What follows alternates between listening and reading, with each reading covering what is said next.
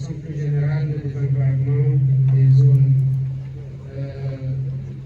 du sud, et particulièrement de la région de Sédhiou, dans les départements de Goudomp et de Badou. Nous sommes particulièrement actifs. Dans le cadre de ma tournée économique en zone sud, j'ai pu m'entretenir avec les élus locaux, mais aussi avec les acteurs politiques de la région. Et la question du désenclavement est devenue particulièrement à plusieurs reprises dans les missions qui ont été extrêmement fructueuses. Comme vous le savez, c'est une tournée de constatation et de lancement de travaux des gens qui ont été attendus par les populations et qui doivent être, qui seront à coup sûr démultipliés dans les mois et dans les années qui viennent. Sous ce rapport, je note avec satisfaction que le projet accompagné de beaucoup d'infrastructures connexes qui contribueront à n'en pas douter à l'amélioration de la qualité de vie des populations, sans mentionner simplement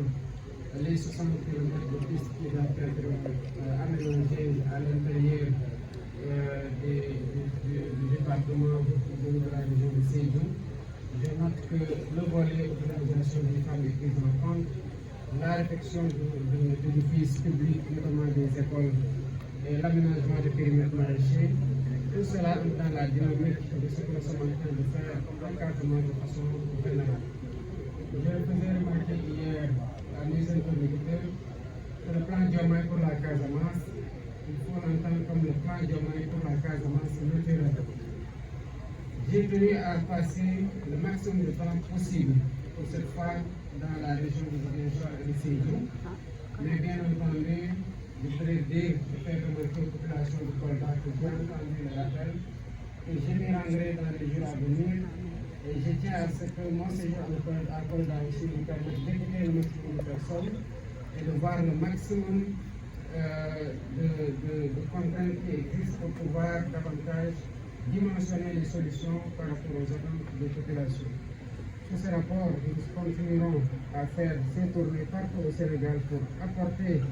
ces messages que nous avons à délivrer aux populations,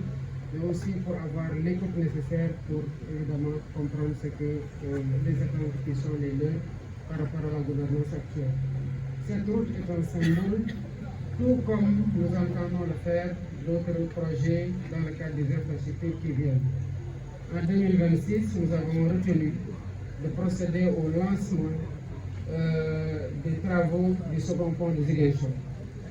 Et c'est parce que nous avons eu des contraintes avec le mode de financement que nous avions prévu pour lancer dès 2025 en raison de la situation économique sur laquelle nous avons été transparents avec les Sénégalais, que nous avons décidé sur le plan budgétaire de prendre sur nous, de commencer sans attendre le concours du financement extérieur. Et c'est comme ça que nous avons, sur le budget de cette année,